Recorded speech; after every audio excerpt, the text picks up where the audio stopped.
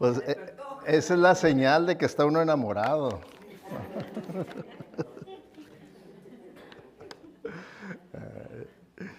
Bueno, vamos a terminar, hermanos, con el pasaje que dimos comienzo la semana pasada de Santiago 5, del 13 al 18, y nos está tomando dos mensajes para cubrirlo por la razón de, como les explicaba la semana pasada, es un pasaje que ha sido controversial en cuanto a su interpretación, que le han dado una interpretación que no va de acuerdo al contexto, y la semana pasada fuimos a través de todo lo que significa contexto, los llevamos a través del contexto, y nos fuimos interpretándolo, que quiere decir explicándolo de acuerdo al contexto, ¿verdad? Para que pudiéramos así entender lo que verdaderamente dice este pasaje, porque en muchas iglesias creen que este pasaje habla acerca de la sanidad física, de cómo puede uno, si tiene fe, seguir estos pasos que dice este pasaje y Dios lo va a sanar, ¿no? Lo va a sanar con seguridad. ¿Okay? Y pues no, eso no dice este pasaje, es más, ni la Biblia enseña tal cosa, ¿verdad? La Biblia, claro que sí enseña que Dios tiene el poder para sanar, no lo dudamos, ¿verdad? De que Él puede sanar, porque tenemos que entender también, hermanos, en cuanto a la sanidad física, que Dios es el Dios de toda sanidad.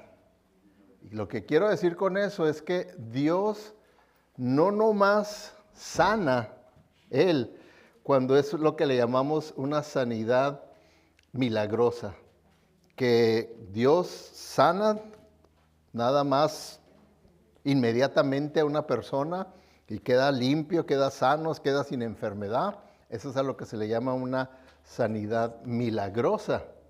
Pero lo más común es que Dios obra a través de medios, como es en la salvación. ¿A poco en la salvación uno va caminando y ¡pum!, milagrosamente ya es salvo?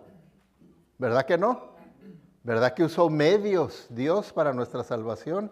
Usó personas, usó compañeros de trabajo, usó cantos, usó predicaciones, usó confrontaciones con personas, usó las circunstancias de la vida. ¿Verdad que todo eso el Señor lo usa para traer a una persona a Cristo, a la salvación? Entonces usa medios. También así es con la sanidad. Tenemos nosotros que ver que, por ejemplo, usted tiene una fiebre muy alta y dice, no, pues es que ahí traes una infección bacterial. Ahí están estos antibióticos para que te los tomes. Nosotros tenemos que tener conciencia que esos antibióticos también son medios que Dios ha provisto para nosotros, para nuestra sanidad. Porque Dios es el que guió a personas a que pudieran descubrir esas leyes biológicas, químicas, que pueden ser usadas para nuestro bienestar de salud. Y entonces uno agarra el antibiótico y dice, Señor, te doy gracias por este medio que has provisto para mi salud. Y yo lo tomo con agradecimiento, pidiéndote que tú restablezcas mi salud a través de esto, en el nombre de Cristo Jesús. Amén. Y tiene uno que estar reconociendo siempre los medios que Dios está usando para bendecirnos. Y no pensar que nomás Dios sana, ¡pum!, milagrosamente, y de las otras maneras no es Dios. Es Dios también. Dios es en todo, Dios es soberano, Dios está obrando en todo Él está obrando. Entonces tengo que darle a Él toda la honra y la gloria por eso también. ¿Okay? Entonces, aquí en este pasaje vemos que el tema principal es sobre la oración, sobre el poder de la oración, sobre todo cuando estamos pasando por momentos difíciles, de pruebas, de tribulaciones, de adversidad. Por eso es que viendo cómo se dividen los temas en estos pasajes, el bosquejo, vemos que primeramente habla sobre la oración y el consuelo, ¿verdad? El consuelo cuando una persona está pasando, ¿verdad?, por momento difícil. Entonces necesita la oración y el consuelo, la oración y la restauración, oración y compañerismo, y la oración y poder. ¿Okay? Esos son los 4 puntos. Ahorita vamos a la mitad del segundo, ¿verdad? Que resumiéndoles lo que hemos visto hasta ahorita, ¿verdad? Encontré este punto número 2 y el punto número 1 es que Santiago nos está presentando los diferentes niveles en los que nosotros podemos estar espiritualmente, emocionalmente. Y en cada uno de esos niveles nos dice qué hacer, ¿verdad? Por eso, etapas de estado emocional o espiritual. La primera etapa, la primera condición, dice, ¿está alguno de buen ánimo? Sabemos que este es el ideal de Dios, ¿verdad? Dice Jesucristo, yo he venido para que tengan vida y la tengan en abundancia. El gozo del Señor es nuestra fortaleza. Entonces Él quiere que nosotros estemos de buen ánimo, y vimos que la palabra en el original significa estar bien de espíritu, tener una actitud feliz. Entonces Él dice, este es el ideal, ¿verdad? Este es el ideal. ¿Y qué va a hacer esa persona? Dice, ¿está alguno de buen ánimo? Pues cante alabanzas, dice. Cante alabanzas. Y en realidad pues todos lo hemos experimentado, ¿verdad? Cuando andamos así, con un buen espíritu, de buen ánimo, contentos, felices y todo, lo primero que se nos antoja hacer, lo que se nos guía a hacer es cantar. A veces, ¿verdad?, cantamos y como no nos sabemos las letras del canto, hasta le inventamos, ¿verdad? Pero me gusta cómo suena ese canto, ¿verdad? Pero cantamos, y eso es lo que Santiago dice. ¿Está alguno de buen ánimo? Otras versiones dice, ¿está uno feliz? Pues cante alabanzas, ¿no? Pero aquí Santiago nos está también enseñando a nosotros que también podemos pasar por otras etapas. No nomás esa es la única, ¿verdad? Esa es la ideal, pero a veces nosotros sabemos que no estamos en una condición de perfección. Vivimos en un mundo caído, afectado por el pecado, y todos nosotros estamos afectados por el pecado, y podemos también pasar por otras etapas. Y aquí vemos el ejemplo por lo que estos hermanos de esta iglesia pasaron por otras etapas, ¿verdad? De lo ideal a lo menos ideal. Y aquí la palabra de Dios, Santiago, siendo usado por el Señor, inspirado por el Espíritu Santo, nos escribe y nos dice qué debemos de hacer. ¿Qué debemos de hacer? Porque luego la segunda etapa dice, ¿está afligido alguno entre ustedes? ¿Qué quiere decir? ¿Verdad? Vimos la palabra, está sufriendo penalidades, está soportando aflicciones, o sea que ya pasó, ya no está en buen espíritu, ya no está alegre, ¿verdad? Ya está la persona afligido de alma, afligido de espíritu. Y entonces, ¿qué le dice a esa persona? Que ore, dice, que ore. A la otra persona dice, a la persona que está feliz y contento, dice, conéctate con el Señor en alabanza. A esta persona que está afligido, dice, conéctate con el Señor en oración para que te pueda consolar, para que puedas tener la consolación, ya que tenemos el Dios de toda consolación, que quiere decir que no importa por lo que estemos pasando, Él tiene la consolación exacta para cada quien. De toda consolación, quiere decir que no hay nada que pueda salirse de la esfera de su poder para consolar a la persona que está afligido, que Él lo puede consolar. Entonces vemos, ¿verdad?, que aquí estamos viendo ese primer punto, ¿verdad?, la oración y el consuelo. La oración y el consuelo. Ese es el primer punto del libro. Y entonces viene la tercera etapa. En esta puede uno ir, ¿verdad?, en esa batalla espiritual que tenemos, puede uno ir perdiendo y perdiendo y perdiendo al punto en que como soldados del ejército de Jesucristo podamos ya caer al punto de que somos soldados vencidos, derrotados, ¿verdad? Podemos caer así, que es la tercera etapa. Dice, ¿está enfermo alguno de ustedes? Y vimos, ¿verdad?, que esa palabra enfermo no está hablando de enfermedad física, sino estar espiritual, emocionalmente débil, endeble, impotente. Diciendo, has caído hasta la tercera etapa, hasta un punto en el que ya no ves esperanza para ti, ya no ves futuro, ya te has rendido, estás derrotado. Y pues tal vez nosotros, por como tenemos la vida aquí más fácil en este tiempo, ¿verdad? Por eso les digo, hay que interpretar siempre la Escritura de acuerdo al contexto.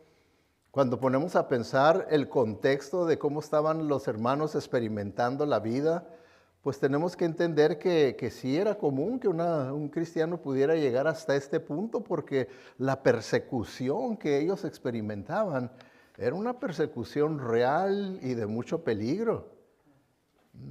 Que si te agarraban, ¿verdad?, un grupo de personas en la calle, te apedreaban, te agarraban a palos, a patadas, a golpes y todo. Si no te mataban, saliste con bien. Saliste con bien. Entonces, porque no sé si ustedes han leído el apóstol Pablo cuando da la lista de todos sus sufrimientos. Eso es lo que podía esperar una persona bajo persecución. Y dice ahí, ¿qué dice el apóstol Pablo? Dice, varias veces me han tirado fuera de la ciudad creyendo que ya estoy muerto. Porque lo agarraron a pedradas, a palos, golpes.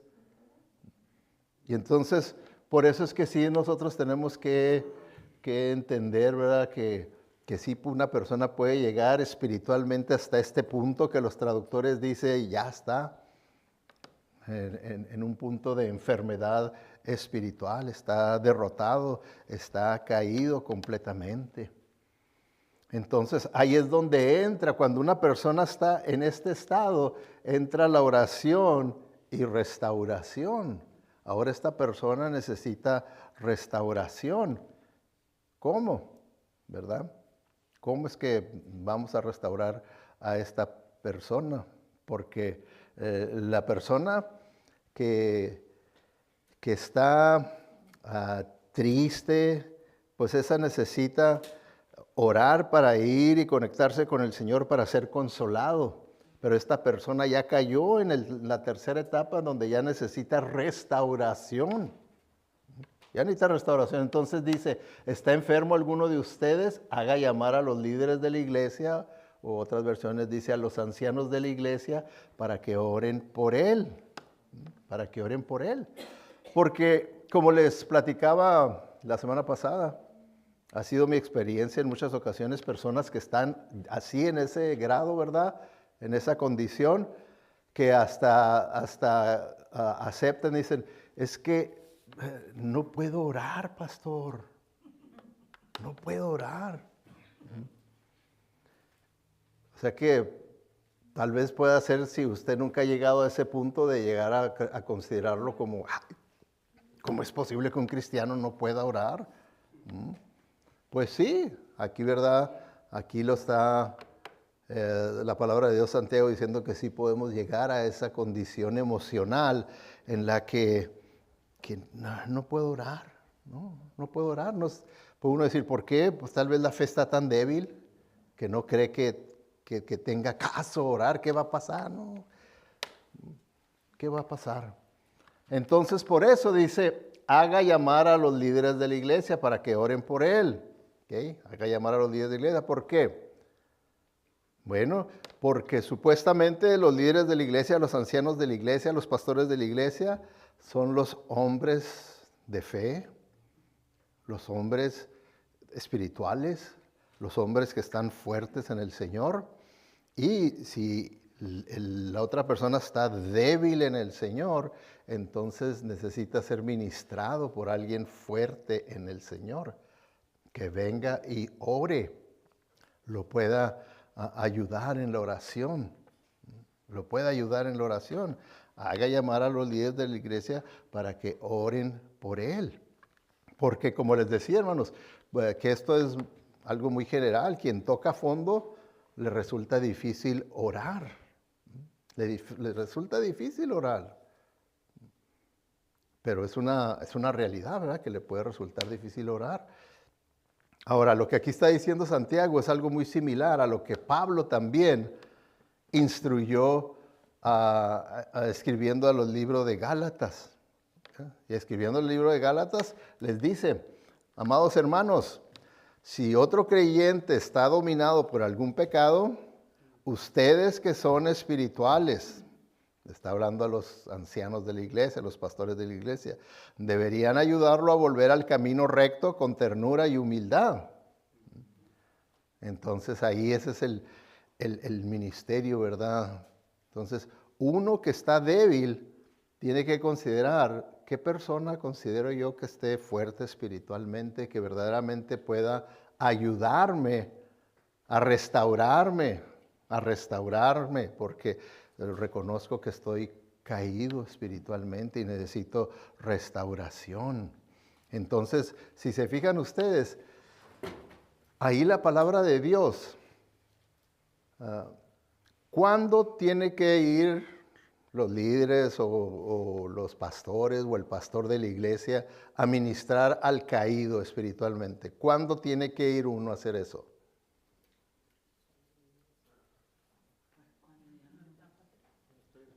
Dice la palabra que el caído haga llamar a los líderes de la iglesia.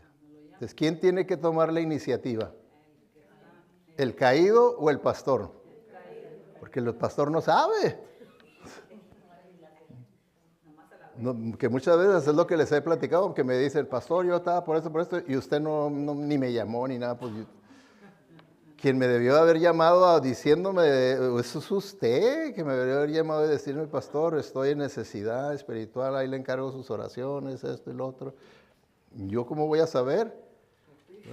En otras ocasiones les he dicho, no tengo una bola de cristal mágica, ¿verdad?, para saber todo, pero pues como pueden ver sí la tengo, ¿verdad?, pero en realidad, pero no me da nada de información de esa clase, ¿verdad? Pero entonces dice que uno es el que tiene que tomar la iniciativa de buscar ayuda, el caído. El débil tiene que tomar esa iniciativa para buscar la ayuda.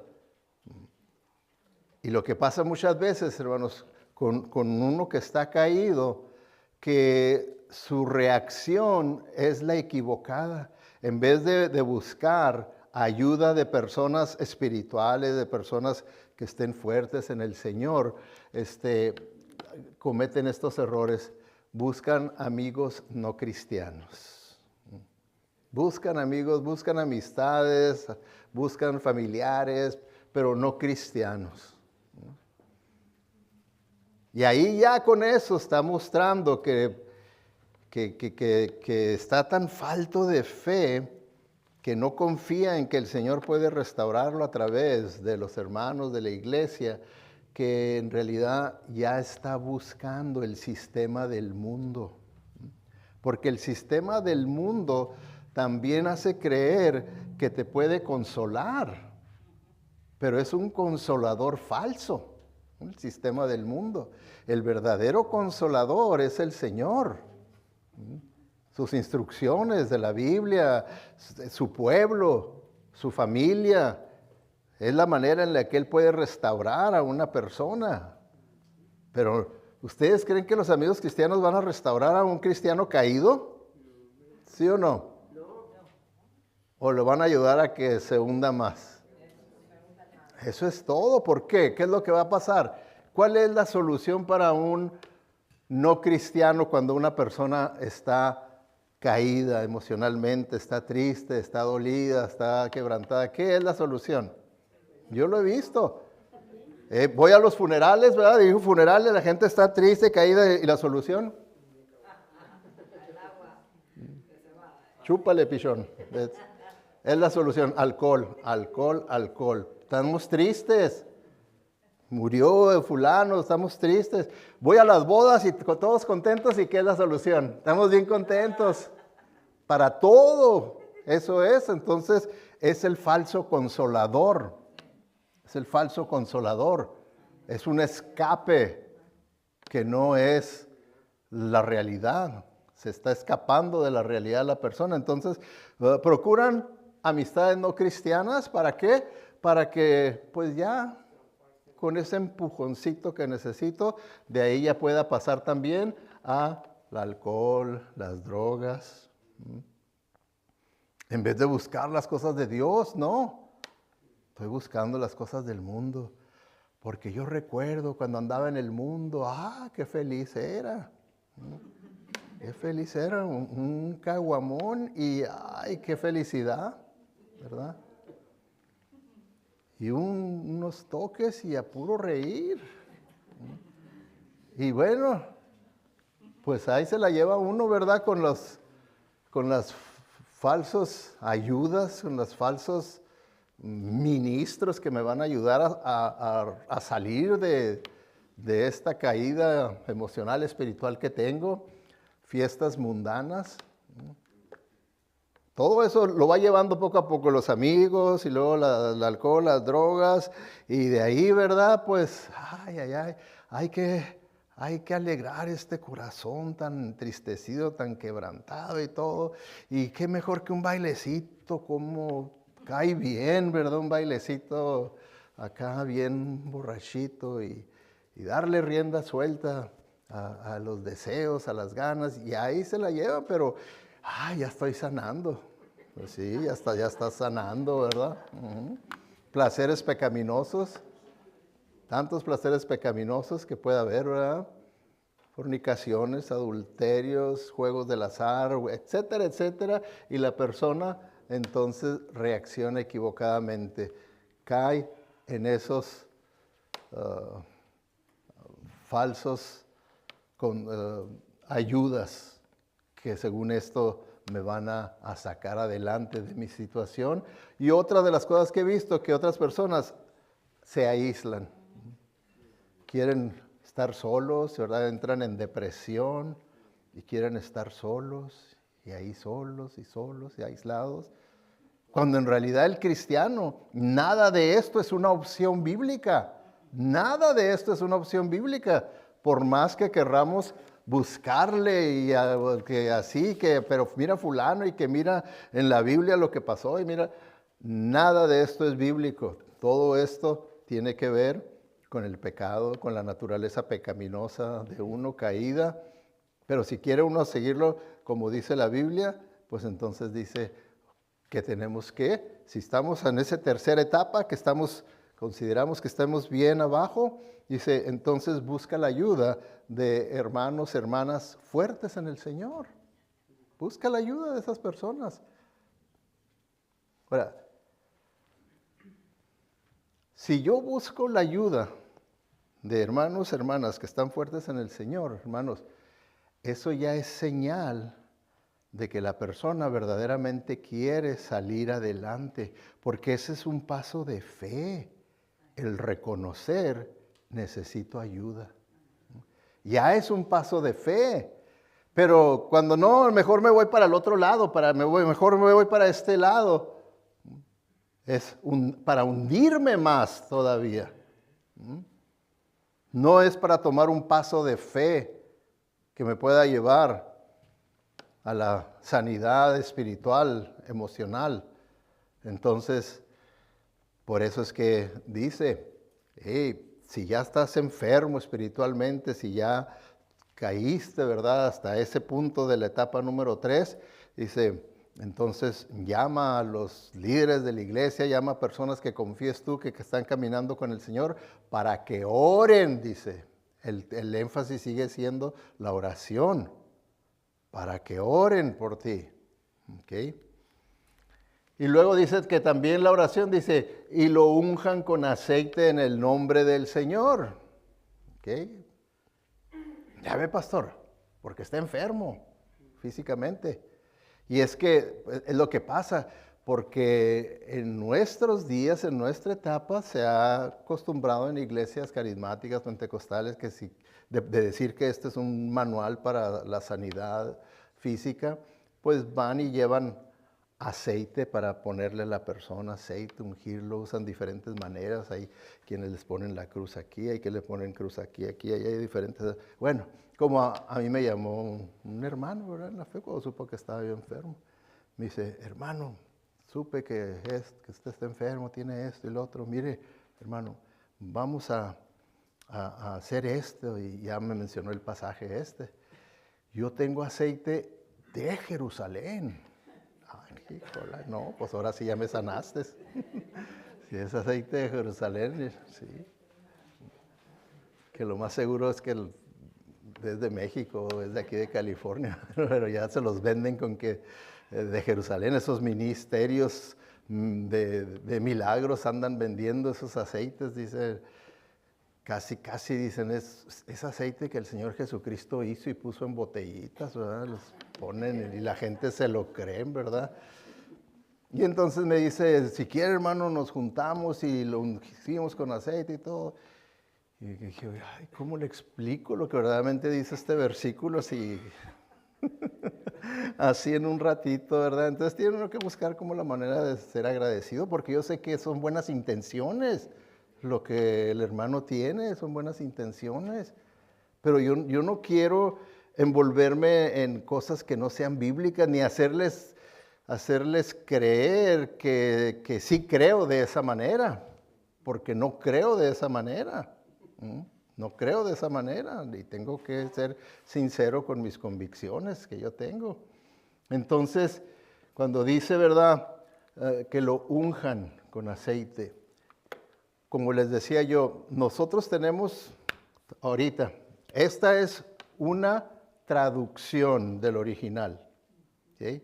Y muchas veces las traducciones, los idiomas a los que se traduce no son tan ricos como los idiomas originales.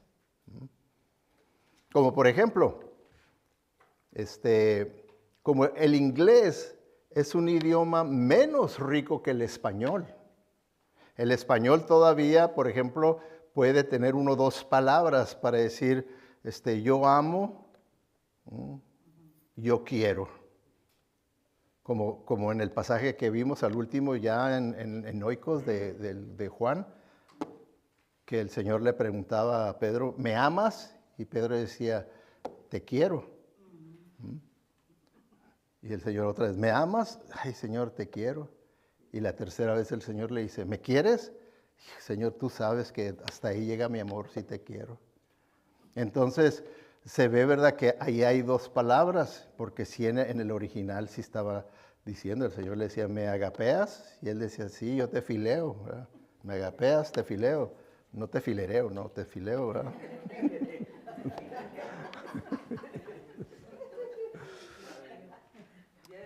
Ahora, como en el inglés, uno puede decir, oh, I love my dog. I love hamburgers. I love my wife. And I love God. La misma palabra para todo eso. Y en el original, en el griego, hay 4 diferentes palabras para el amor. Entonces es más específico. Como aquí también. Aquí nomás se traduce ungir, ungir, ungir, cuando hay 2 diferentes palabras para unción. ¿Ok? Vamos a ver. Como aquí está usando alfeo. Frotar con aceite con fines medicinales. ¿Ok? Y había otra palabra para ungir, que era el crio. Verter aceite para la consagración a un oficio o servicio religioso. Esta era la palabra, ¿verdad?, el crio que se usaba cuando se establecía a una persona como rey de Israel y que venían sacerdotes y entonces le derramaban aceite que derramara así, ¿verdad?, poco a poco, que fuera bajando, que era simbólico de que el Señor te ha escogido y su Espíritu Santo te está ungiendo, te está tomando, Él te está llenando con tu Santo Espíritu para que puedas tener el poder de cumplir con la misión que Dios te ha encomendado como rey, o también lo hacían con los profetas, de esa manera, ¿okay? Con los sacerdotes también. Entonces hay esas dos ideas en cuanto al ungimiento. Entonces aquí Santiago está diciendo, ¿verdad?, qué clase de ungimiento se está refiriendo. Se está refiriendo al ungimiento como similar. ¿Se acuerdan ustedes la historia del buen samaritano?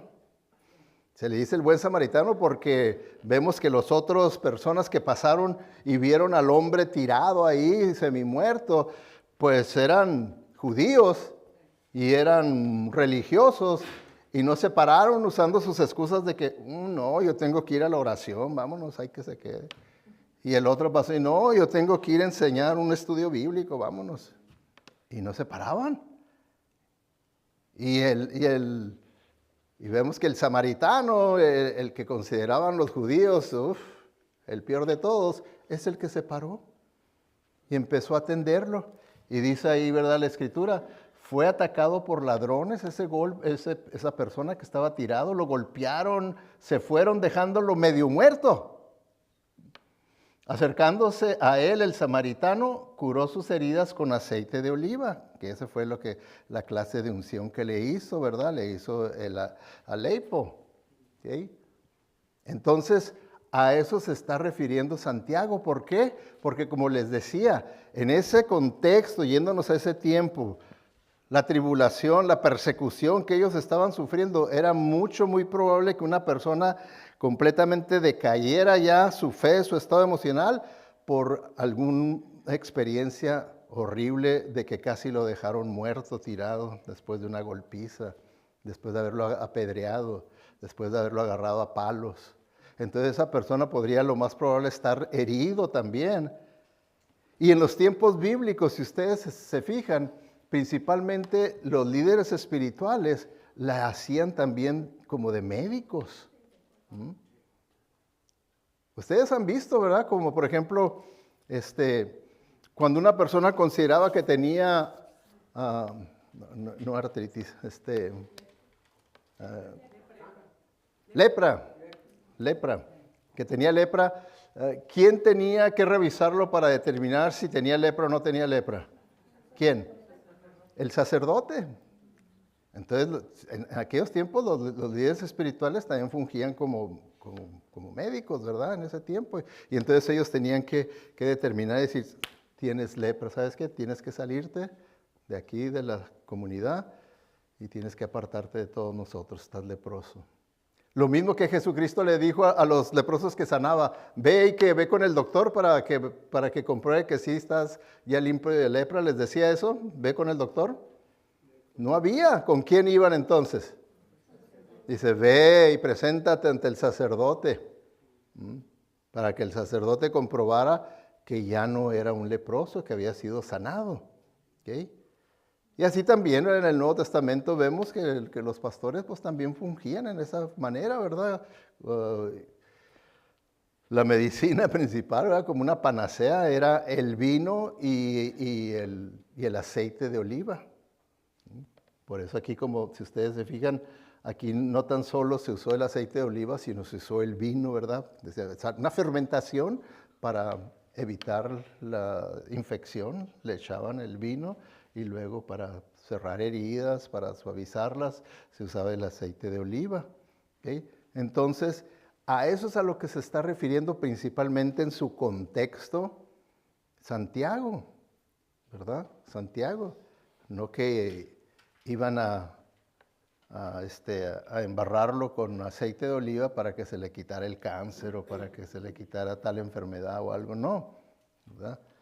Y luego, por eso es que luego dice, y la oración de fe sanará al enfermo y el Señor lo levantará. Y ahí acuérdense que el enfermo quiere decir espiritualmente, al enfermo emocionalmente, el Señor lo va a sanar con la oración de fe, que es importante que aquí entendamos. ¿Qué entiende usted por la oración de fe?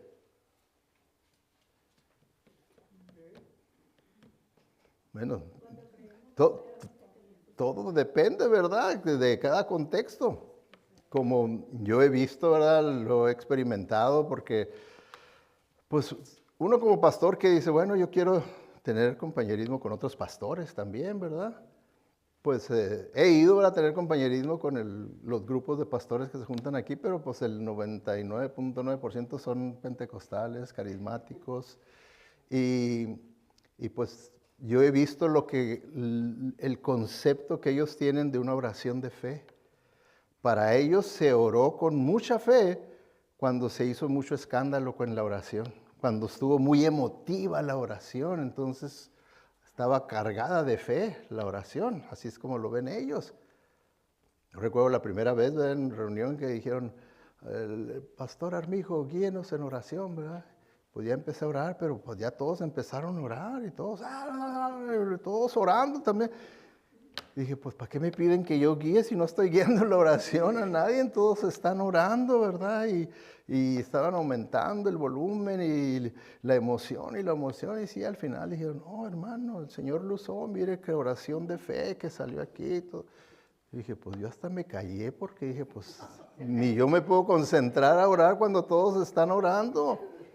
Vea que es algo que debemos de entender, que en nuestro sistema, nuestras creencias, cuando una persona está orando, esa persona está orando y nosotros calladitos tenemos que estar aprobando. Sí, Señor, sí te pedí yo también por eso. Tiene uno que estar afirmando lo que la persona está pidiéndole al Señor. Y no uno también por su propia cuenta. Oh, sí, no, tenemos que dice la Biblia que lo que se hace en la iglesia del Señor es decentemente y con orden. Entonces la oración tiene que tener orden también, de esa manera. Si a una persona está orando, esa persona está orando. ¿Okay? Esa persona está orando. Entonces, ¿qué quiere decir la oración de fe? No es la oración muy emotiva, que esa es la que está cargada de mucha fe. No quiere decir eso. La fe, ¿verdad? Bíblicamente quiere decir confianza, que yo confío en el Señor, porque cuando uno ora, pues ora al Señor, ¿verdad? No ora a sí mismo, ora al Señor. Entonces, yo confío en el Señor. Yo sé que el Señor... Diego, prenden los fans, por favor, o los aires, algo, ¿verdad? Porque si tú estás ardiendo, yo estoy peor.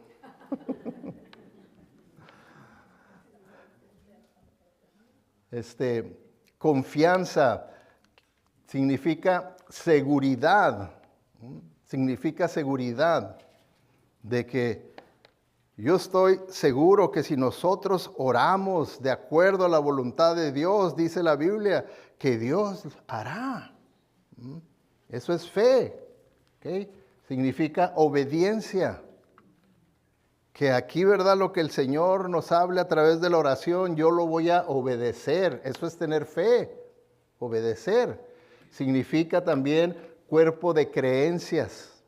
O sea, nuestras doctrinas. ¿Se han fijado en nuestro website que tenemos una sección donde dice eso, ¿verdad? Nuestra declaración doctrinal. Ese es el cuerpo de creencias que tenemos. Y ahí ya comenzamos.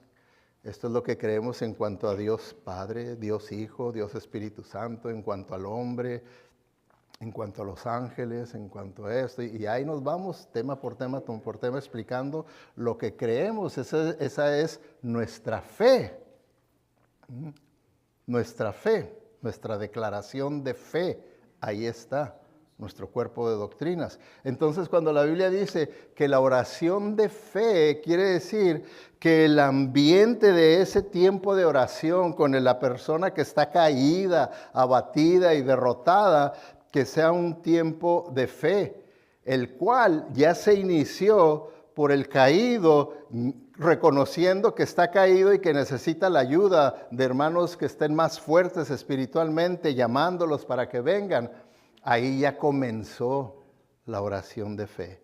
Y los hermanos que vienen, entonces ellos van a orar de acuerdo a la palabra de Dios. A ese cuerpo de creencias, no porque uno sea muy sincero en su oración y su oración no sea de acuerdo a la palabra de Dios, no quiere decir que por la sinceridad de uno, Dios va a aceptar esa oración. ¿Verdad que no? No, Es como muchas personas creen, que porque una persona es muy sincera, Dios lo va a salvar. Dicen, no, yo creo que a un musulmán que es bien sincero en sus creencias, Dios lo salva, porque pues es muy sincero en sus creencias. Y así se van, terminan creyendo en una salvación universalista, de que todos pueden ser salvos por medio de ser sinceros. Y eso pues no es bíblico tampoco, entonces, ¿para qué queremos un Salvador? Lo único que necesitamos es sinceridad nada más.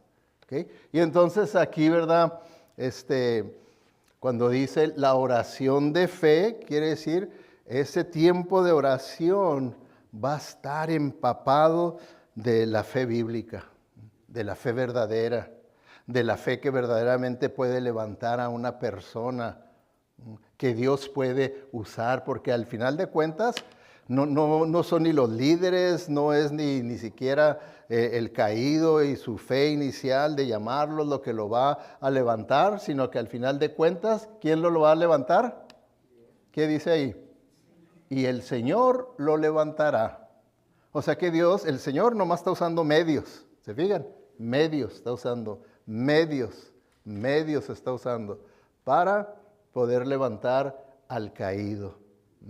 Y entonces eso es lo que es una oración de fe, una oración de fe. Entonces vemos que ese es el contexto. Y esto es lo que le estamos llamando la oración y restauración. Aquí es donde se está tomando los pasos para restaurar al caído, al vencido, que se necesita restaurar. Y aquí nos está diciendo cómo restaurarlo. Y debe de comenzar con el caído, reconociendo, sí, estoy débil, estoy caído, tengo la fe por los suelos, necesito hermanos, hermanas en la fe fuertes que vengan y me ayuden a levantarme. Ahí comienza, ¿verdad? Ok, número 3, la oración y compañerismo, ¿okay? Que ya habla, compañerismo ya habla, ¿verdad?, de la congregación. Por eso dice, por eso confiésense unos a otros sus pecados y oren unos por otros para que sean sanados. Ok, ahora aquí, en estas instrucciones, pasa Santiago de haber estado dando instrucciones a individuos, ¿verdad? Está uno así, está otra persona en esta condición, pero ahora ya está dirigiéndose a la congregación. ¿Se fijan? Unos por otros, se está dirigiendo a la congregación. ¿Verdad que cuando está hablando que oremos unos por otros, pues ya estamos hablando de toda la congregación? Entonces, para que vayamos entendiendo, ¿verdad?, el contexto de la explicación. Entonces, ¿qué es lo que está diciendo, verdad? Al decirnos, está diciéndonos, hey, no esperes hasta llegar a ese punto, hasta la tercera etapa, hasta tocar fondo, no esperes. Mantén una relación de hermandad, conectado con el cuerpo de creyentes, para que estén orando unos por otros,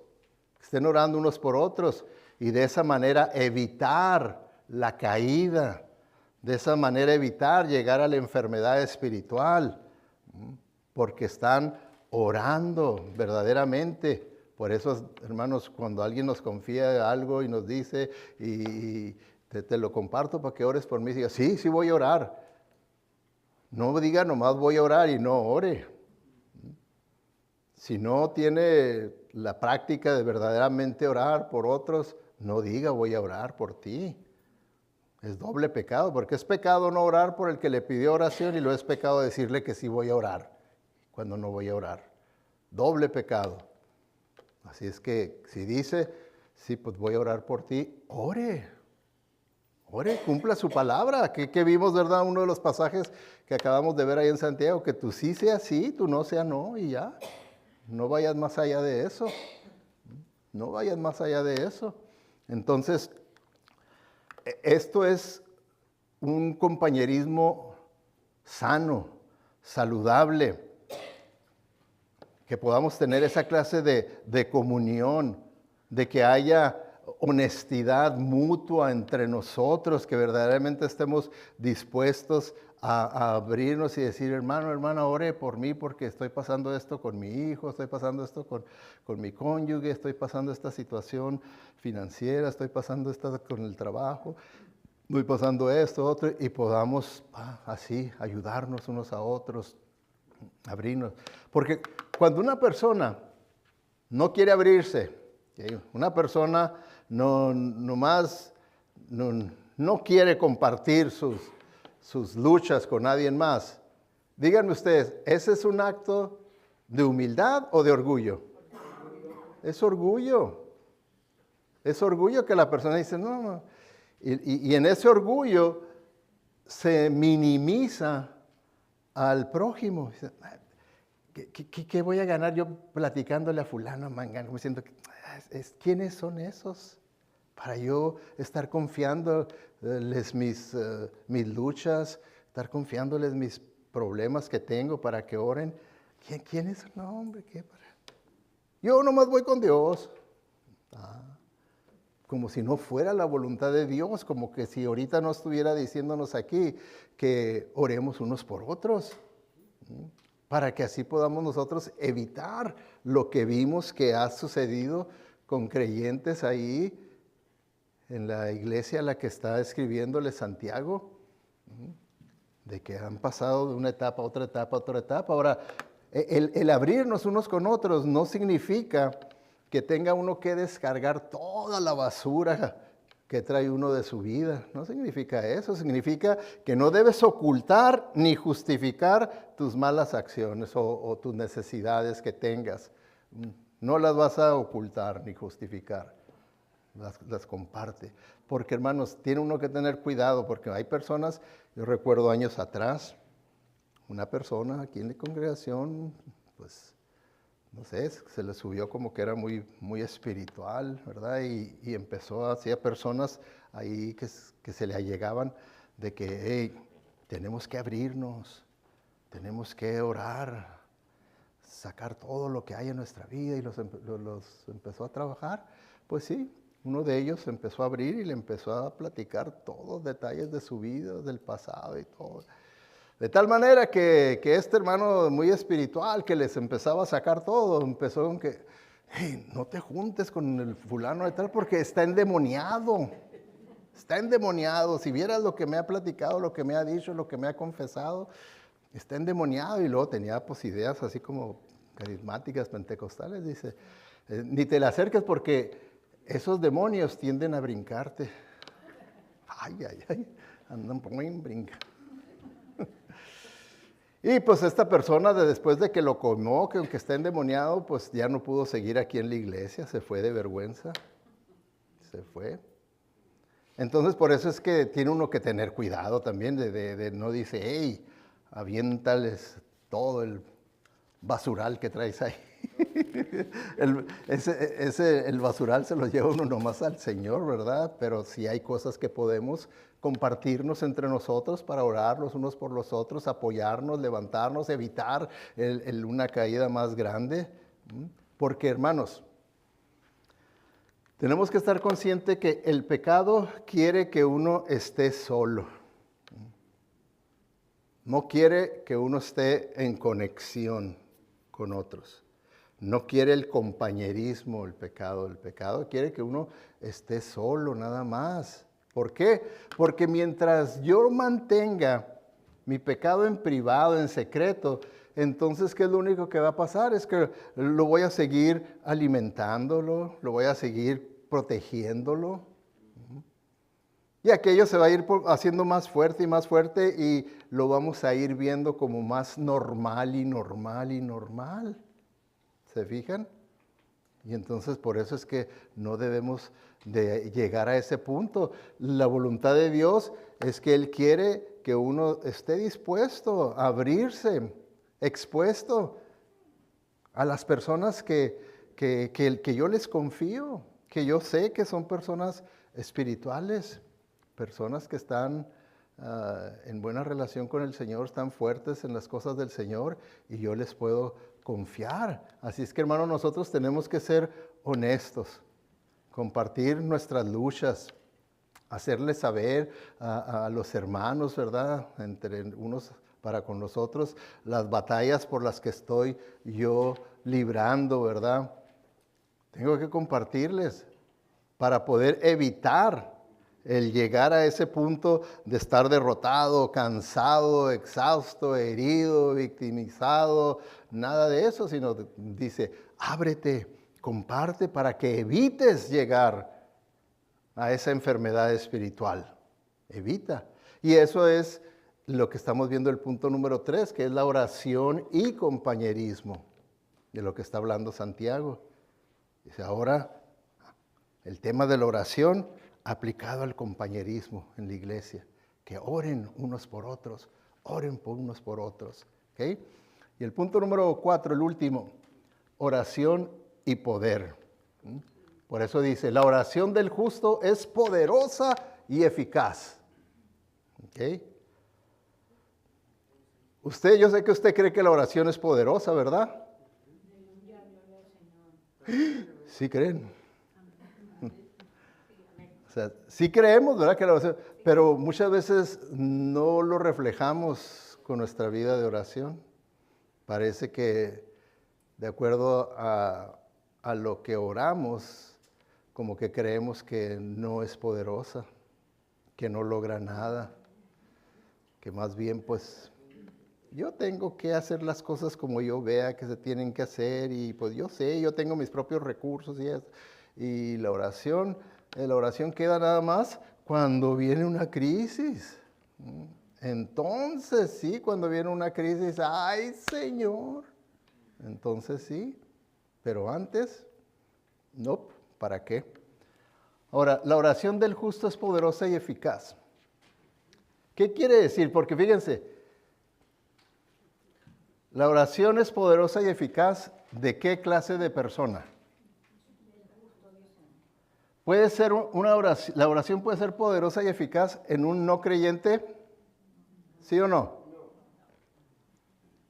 Ay, esas curvas los dejan pensando, ¿verdad? ¿Qué dice la Biblia?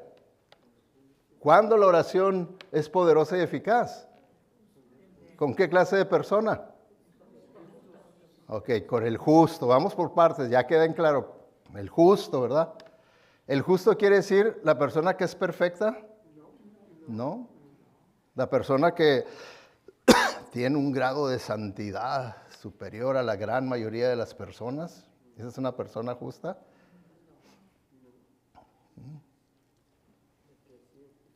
La persona que está siempre activa en todas las actividades de una iglesia.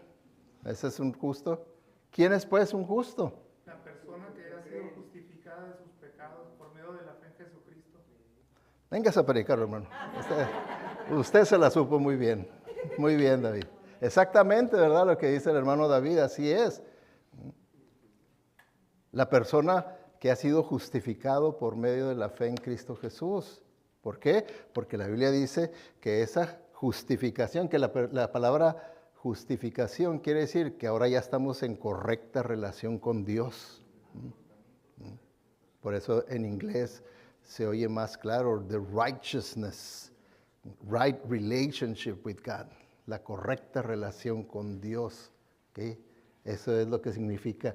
Dice, justificados pues por la fe, ahora tienes paz para con Dios. Se terminó esa guerra entre Dios y el pecador.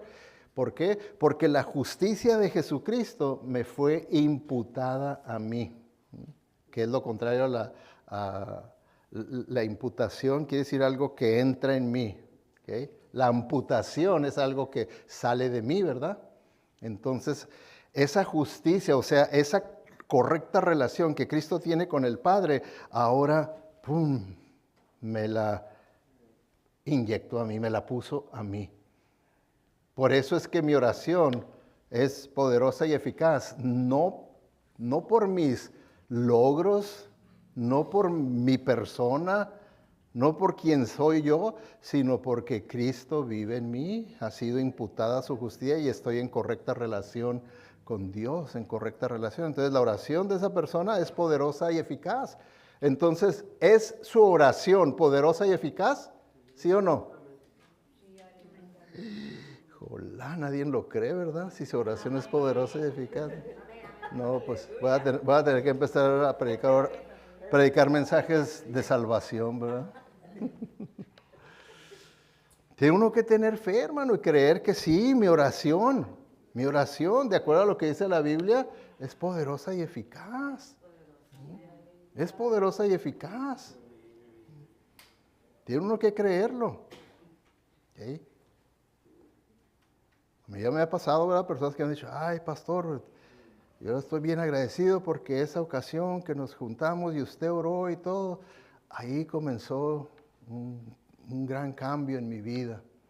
Pues es esto nada más, porque el Señor usa medios nada más.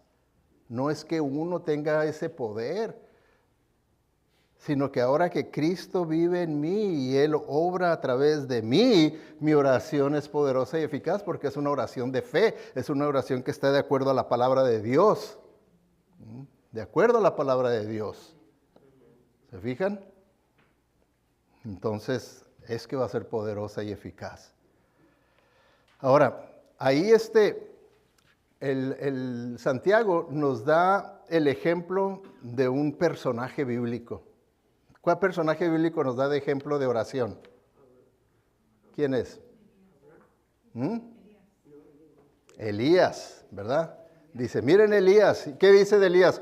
Elías era un hombre perfecto delante de los ojos de Dios. ¿Dice eso? ¿Qué dice? Dicen, vean Elías, un hombre semejante a nosotros. Un hombre tal y como nosotros somos.